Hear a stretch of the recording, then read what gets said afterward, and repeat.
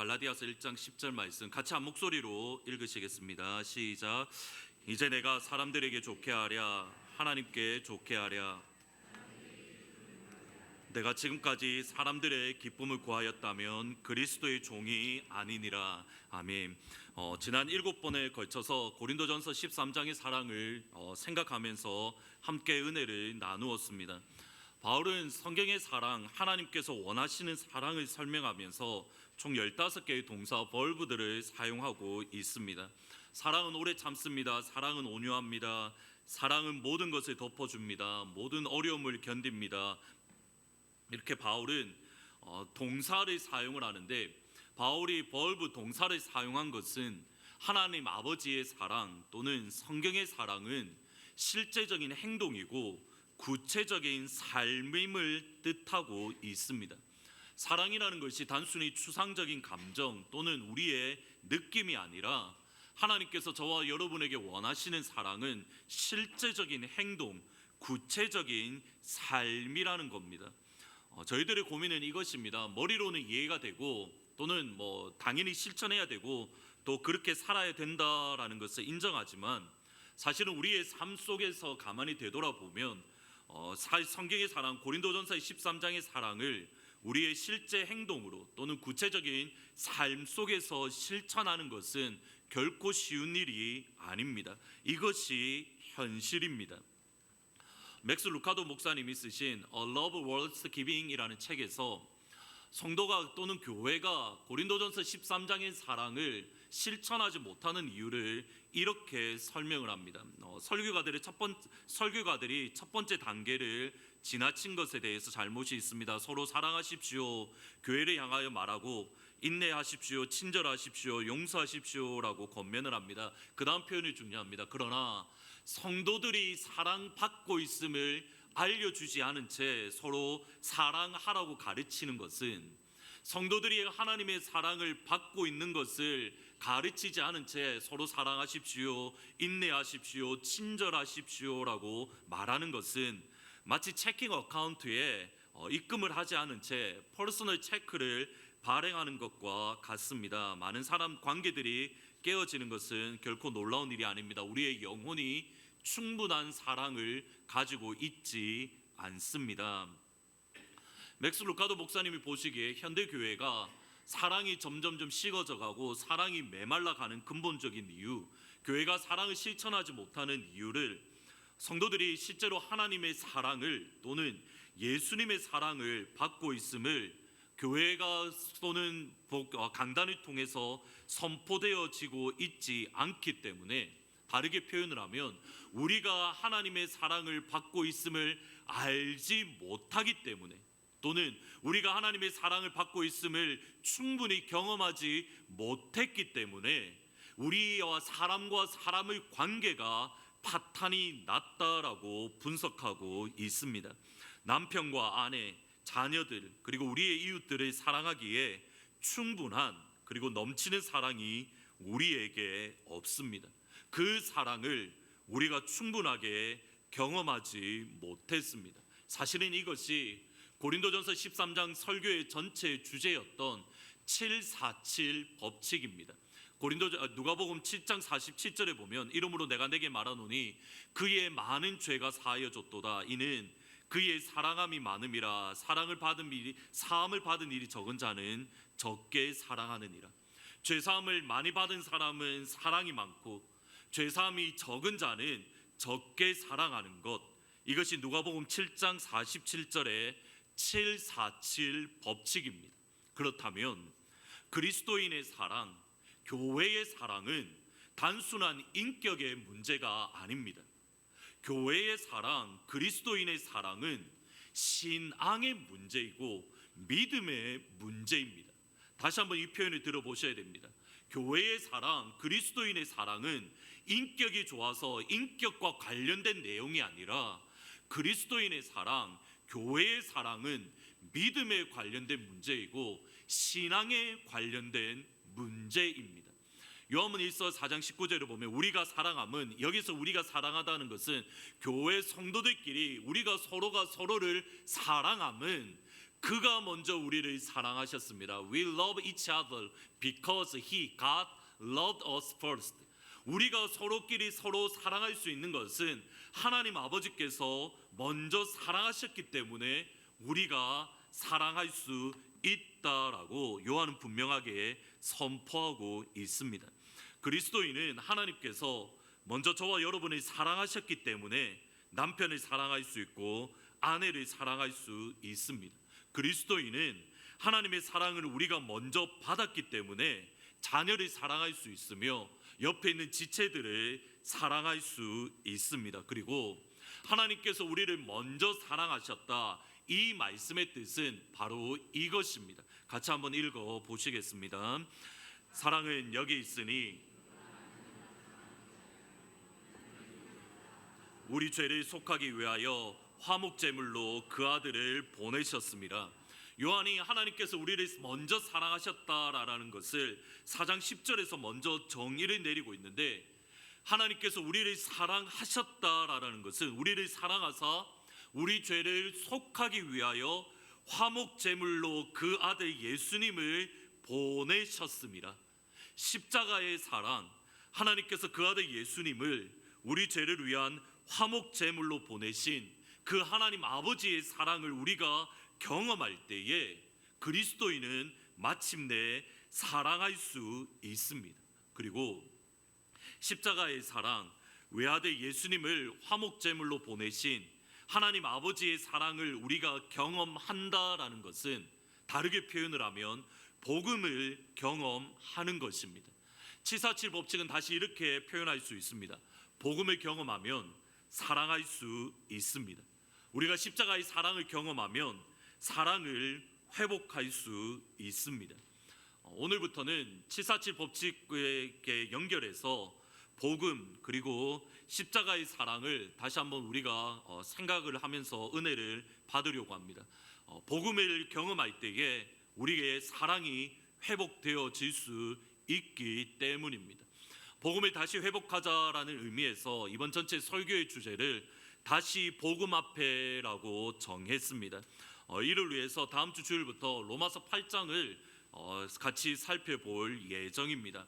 오늘은 다시 복음 앞에서의 서론으로 복음을 경험한 사람들은 어떠한 특징을 가지고 있는가, 이 부분에 대해서 잠시 살펴보려고 합니다.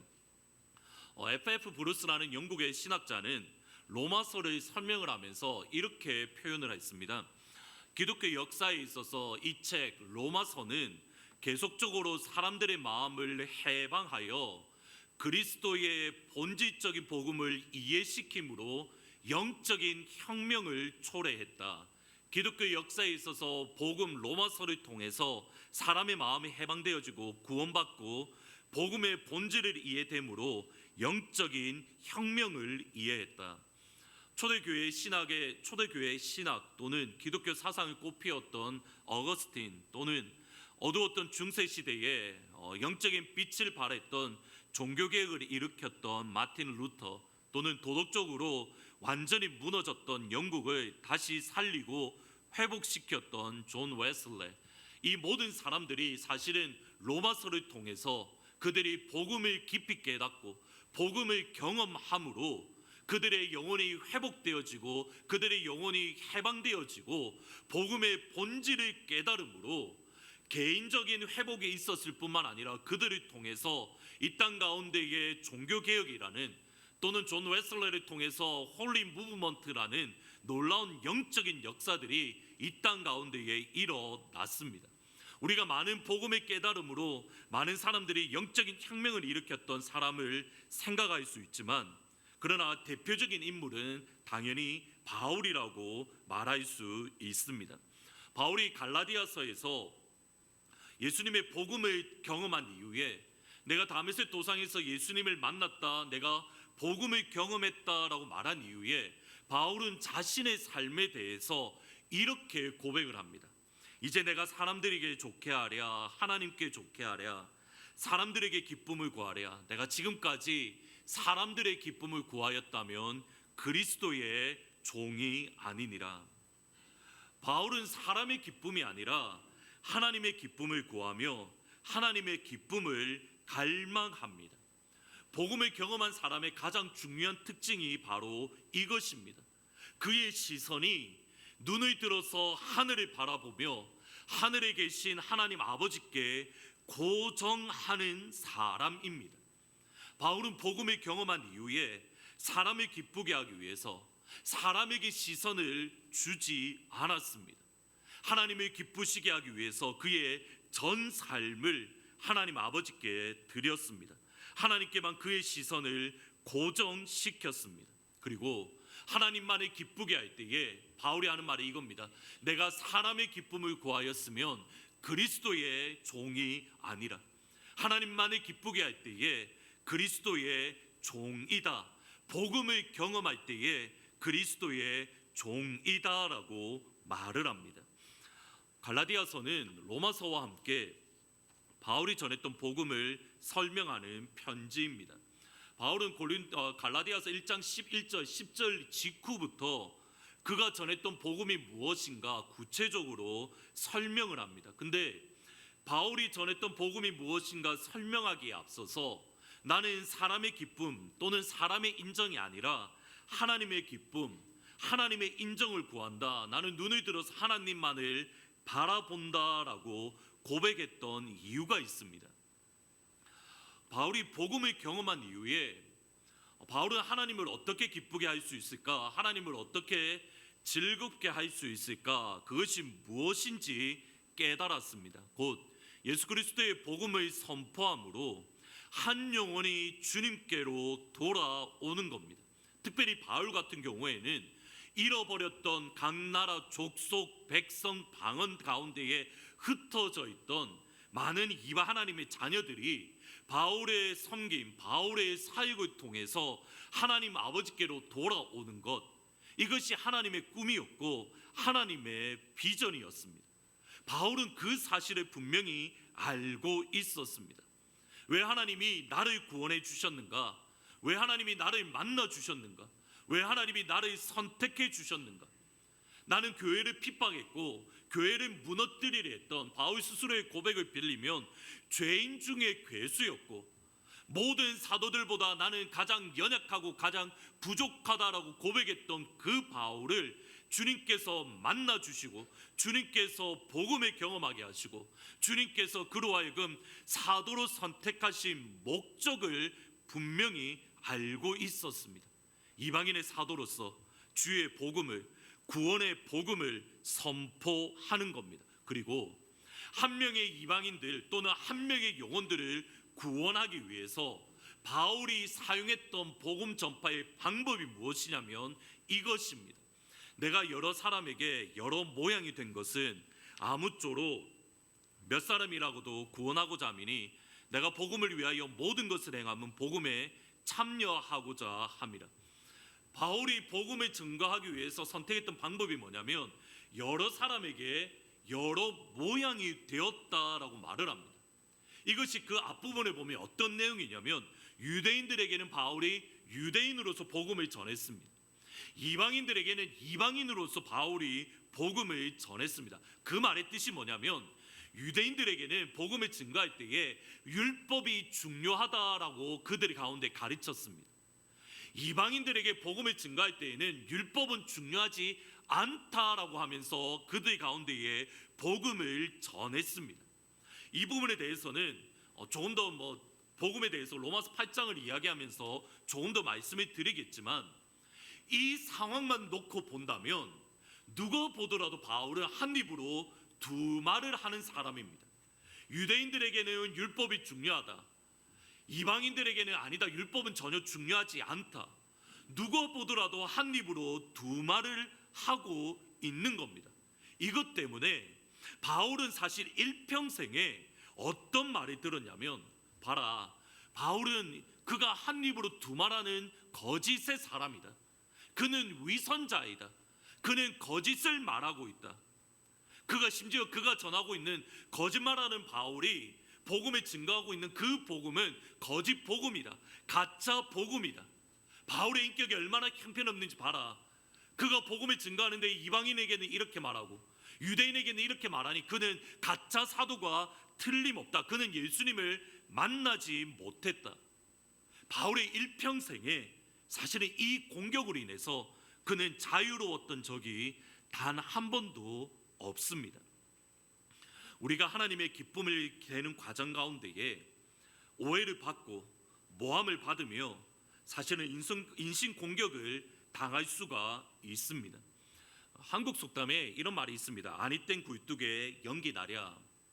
아니 땐 굴뚝에 연기 나랴. 그런데 교회는 아니 땐 굴뚝에 연기가 날 수 있습니다. 세상은 아니 땐 굴뚝에 연기가 나랴라고 하지만 하나님의 교회는 아니 땐 굴뚝에 연기가 날 수 있습니다. 이유는 거짓의 아비인 마귀가 하나님의 교회를 넘어뜨리기 위해서 거짓을 그 가운데에 퍼뜨리기 때문입니다. 오늘 제가 말씀드리고 싶은 것은 이겁니다. 그런 거짓으로 우리가 어려움을 겪고 우리가 모함을 당하며 우리가 인신 공격을 받을 때에 과연 우리는 누구를 바라보시겠습니까? 우리가 사람에게 오해를 받는다고, 사람들이 나의 진심을 곡해한다고, 또 내가 공격받는다고 사람의 기쁨을 구하겠습니까? 우리의 시선을 사람에게 맞추겠습니까? 바울의 고백은 단호합니다. 내가 사람의 기쁨을 구하였다면 그리스도의 종이 아니니라. 복음을 참되게 경험한 그리스도인은 모든 환경, 모든 상황 속에서 눈을 들어 하늘에 계신 하나님 아버지만을 바라보는 사람입니다. 눈을 들어서 하늘을 바라보는 성도, 그 사람이 바로 복음을 경험한 그리스도인입니다. 그리고 눈을 들어 하나님을 바라보면 놀라운 일은 사람도 없습니다. 반대로 사람을 얻으려고 사람에게 향하면 하나님도 잃고 사람도 잃습니다. 사울이 왕이 된 지 2년 만에 일어났던 한 사건이 있습니다. 블레셋과의 전쟁을 준비하는 가운데에 사실은 그 오랜 기간 동안 이스라엘의 국력이 많이 약해져 있었기에 블레셋 사람들이 더욱더 강력했습니다. 이때에 이스라엘 백성들의 반응이 뭐냐면 이것입니다. 이스라엘 사람들이 위급함을 보고 절박하여 굴과 수풀과 바위 틈과 은밀한 곳과 웅덩이에 숨으며 어떤 히브리 사람들은 요단을 건너 갓과 길르앗 땅으로 가되 사울은 아직 길갈에 있고 그를 따른 모든 백성들은 떨더라. 모든 백성들이 두려움 가운데 떨고 도망가고 심지어는 요단강까지 건너는 바위에 숨고 은밀한 곳에 숨고 웅덩이에 숨는 이 상황 가운데에 사울이 사무엘을 기다려도 오지 않았습니다. 정한 시간에 오지 않아서 사무엘이 오지 않았기에 사울은 대신 사무엘이 대신해서 제사를 드렸습니다. 사울이 제사를 드리자마자 사무엘이 나타나서 사울을 대단히 책망을 합니다. 당신이 망령되이 행했습니다. 따라서 당신의 나라가 길지 않을 것입니다 라고 심판의 경고를 내립니다. 저희들은 일반적으로 사울의 잘못이 사무엘 대신에 제사를 드렸다, 그것이 제사장은 제사를 드려야 되고 왕은 나라를 통치해야 되는데 제사장이 드려야 될 제사를 사울이 대신 왕인 사울이 드렸기 때문에 하나님이 그를 심판했다. 물론 제사는 제사장이 드려야 되고 왕은 나라를 통치합니다. 그런데 성경을 가만히 보시면 단순히 사울이 심판을 받았던 이유는 그가 제사를 대신 드렸기 때문이 아닙니다. 사실은 사무엘상 사무엘하를 여러분이 가만히 사무엘하를 읽어보시면 다윗도 제사를 드렸던 적이 있습니다. 다윗이 제사를 드렸다고 다윗이 하나님께 심판을 받은 적이 없습니다. 사울이 제사를 드린 것은 다윗이 하면 하나님께 영광을 돌린 것이기 때문에 그게 아닙니다. 근본적인 이유는 사울이 대신 제사를 드렸기 때문이 아니라 사울이 심판받았던 결정적인 이유는 사실은 다른 곳에 있습니다. 사무엘상 13장 11절 말씀을 같이 한번 읽어보시겠습니다. 사무엘이 이르되 왕이 행하되 당신은 정한 날에 오지 아니하고, 지금 이 구절이 사울이 잘못했던, 사울이 심판받았던 심판의 핵심적인 원인입니다. 블레셋과의 전쟁에서 정말 긴박한 순간 위급한 순간에서 사울이 무엇을 바라보았는가입니다. 사울이 바라본 것은 세 가지입니다. I saw, 내가 보았습니다 라고 이야기를 하면서 세 가지를 바라보았습니다. 첫 번째로는 백성이 내게서 흩어졌습니다. 두 번째는 그런데 사무엘 당신은 약속한 날에 오지 않았습니다. 세 번째는 그런데 블레셋 사람은 믹마스, 우리 바로 코앞에서 우리와 전쟁하려고 모여 있습니다. 사울이 본 것이 세 가지입니다. 백성이 떠났습니다. 당신은 오지 않습니다. 블레셋 사람은 우리를 공격하려고 모여 있습니다. 모두 다 객관적인 사실입니다. 지금 사울이 실제로 경험하고 있는 일들입니다. 실제로 백성들은 조금 전에 보셨듯이 흩어졌고 요단강을 건너갔습니다. 실제로 사무엘이 오지 않았습니다. 실제로 블레셋 사람들이, 수없이 많은 블레셋 사람들이 사울을, 이스라엘을 공격하려고 모여 있었습니다. 근데 보셔야 됩니다. 사울이 보았던 것 가운데에, 사울의 이 고백 가운데에 정말 보아야 될 한 가지는 그가 찾지 못했습니다. 무엇을 보지 못한 겁니까? 하늘에 계신 하나님 아버지는 그의 고백 속에 전혀 나타나지 않습니다. 사울의 눈에는 하늘에 계신 하나님 아버지, 지금 이 상황을 이끌어 가고 계신 하나님 아버지, 모든 것을 그의 손안에 붙들고 계시고 모든 것을 실수 없이 이끌어 가고 계시는 하나님 아버지는 보지 아니하고 그를 둘러싸고 있는 환경, 그를 둘러싸고 있는 상황만 바라보고 있더라는 겁니다. 그를 둘러싸고 있는 상황은 눈에 들어오는데 정말 이스라엘의 왕, 하나님의 나라를 다스리는 왕으로서 바라보아야 되고 하나님의 나라를 다스리는 통치자로서 신경을 써야 될 하나님 아버지는 온데간데 없습니다. 사울이 왜 사무엘에 오기 전에 제사를 드렸습니까? 이유는 간단합니다. 지금 제사를 드려야 그나마 있던 백성들이 흩어지지 않기 때문입니다. 그나마 남아있는 백성들이 함께할 때에 비로소 저 블레셋과의 전쟁을 할 수 있기 때문입니다. 사울이 제사를 드린 것은 그렇다면 하나님의 페이보를 얻기 위함입니까? 사람의 페이보를 얻기 위함입니까? 하나님을 예배한다라고 하는 그 순간에도 사울은 예배 드리는 그 시간 가운데도 사울의 시선은 사람에게 놓여 있었지 정말 중요한 하나님께는 그의 시선이 고정되어 있지 않았습니다. 사울은 이스라엘 왕으로서 자격을 상실했습니다. 이유는 이스라엘은 하나님의 나라이기 때문입니다. 하나님 나라의 왕은 하나님만을 섬기는, 하나님만을 바라보는, 하나님의 힘으로 다스리는 그러한 사람입니다. 그것이 자격 요건입니다. 그런데 사울은 왕이 된 지 2년 만에 하나님 나라의 왕으로서 자격 요건을 모두 잃어버렸습니다. 그리고 이후에 그의 삶은 이래했습니다. 사울이 사는 날 동안에 블레셋 사람과의 큰 싸움이 있었으므로 사울이 힘센 사람이나 용감한 사람들을 보면 그들을 불러 모았더라. Whenever Saul observed, 이번에는 observe라는 단어를 씁니다. 사울이 언제든지 힘 있는 사람을 바라보거든 그들을 불러 모았더라. 사울은 한 번도 하나님께 시선을 향하였던 적, 하나님께 시선이 고정되어 있던 적이 없었습니다. 지금 여러분의 주어진 상황 속에서 어떻게 하면 이 상황을 돌파할까? 어떻게 하면 이 상황을 벗어날 수 있을까? 그리스도인은 여기에 초점이 맞추어지면 안 됩니다. 여기에 초점이 맞추어지면 사람이 눈에 들어옵니다. 아닙니다. 눈을 들어서 하나님을 바라보십시오. 눈을 들어서 하늘을 바라보십시오. 그곳에 답이 있고 그곳에 해결책이 있습니다. 하나님을 얻으면 사람도 없습니다. 사람을 얻기 위해 사람을 기쁘게 하면 사람도 잃고 하나님도 잃게 됩니다. 그러면 우리가 복음을 경험한 저와 여러분이 눈을 들어서 하늘을 바라볼 때에 과연 우리가 볼 수 있는 것은 무엇입니까?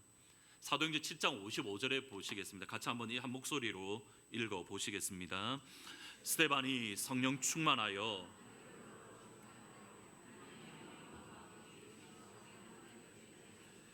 여기에 우리 성경에 보면 이렇게 중요한 전치사 하나가 빠져 있는데 영어 성경에 보면 첫 시작이 뭐냐면 but이라고 시작을 합니다. 이게 뭐 그러나라는 뜻인데 사실 이 but이라는 단어가 사실은 이 사도행전 7장 55절에 대단히 흥미로운 표현입니다. 강조되는 표현입니다. 무슨 말이냐면 그 앞부분에 보면 스데반의 설교를 향해서 스데반을 향하여 이빨이 가는 사람들이 바로 7장 54절 그 앞부분에 나옵니다. 그러나 스데반은 어떻게 표현하냐면 스데반은 그를 둘러싼 환경들, 스데반의 중심으로 그를 둘러싸서 그를 향하여 이를 갈고 그를 향하여 돌을 들고 있는 사람들에게 그의 시선이 맞추어져 있는 것이 아니라 스데반의 모습은 이겁니다. 그러나 스데반은 성령이 충만하여 하늘을 우러러 보았다. 스데반을 둘러싸고 있는 환경이 아니라 스데반을 둘러싸고 있는 환경은 이것인데 그러나 스데반이 바라본 것은 환경이 아니라 눈을 들어 하늘을 바라보았다. 근데 여기서 흥미로운 게 뭐냐면 스데반이 하늘을 우러러 주목하다라는 이 단어입니다. 주목하다라는 말이 헬라어로 아테니조라는 이 말인데 이 말의 뜻이 뭐냐면 중요한 표현은 뭐냐면 의도를 가지고 쳐다보다, 의도를 가지고 주위에서 바라보다, 의도를 가지고 집중하다입니다. 그러면 다시 한번 돌아보셔야 됩니다. 스데반이 그를 둘러싸고 있는 상황을 바라보지 아니하고 눈을 들어 하늘을 바라보는 것은 스데반 집사에게 있어서 자연스러운 일이 아닙니다. 스데반 집사에게 있어서 사실은 자연스러운 것은 그를 둘러싸고 있는, 그를 향하여 이빨을 갈고 그를 향하여 돌을 들고 있는 사람들입니다. 스데반은 그때에 의도를 가지고 그를 둘러싸고 있는 상황이 아니라 의도를 가지고 위에 계신 하늘을 바라보기로 결심한 겁니다. 의도를 가지고, 믿음의 의도를 가지고 내게 둘러싸이는 상황, 나를 향하여 이빨을 갈고 나를 향하여 돌을 들고 있는 사람이 아니라 믿음의 의도를 가지고 아니다, 하늘을 바라보겠다라고 의도를 가지고 하늘을 바라보았을 때 스데반이 본 것은 하나님 우편에서 서서 계신 예수님입니다. 여기서 다시 한번 한 가지를 궁금하셔야 됩니다. 예수님이 하나님 우편에 서서 계신다라는 표현을 여러분 성경의 전체를 통해서 보신 적이 이 구절 외에는 단 한 번도 없으실 겁니다. 혹시 보신 적이 있으면 저에게 말씀을 해주십시오. 저에게 말씀해 주시면 제가 다음 주에 다시 정정을 할 겁니다. 그런데 없습니다. 예수님이 하나님 우편에 서서 계신다는 표현 딱 여기 한 번만 등장합니다. 사도신경을 여러분 우리가 고백을 하는데 사도신경에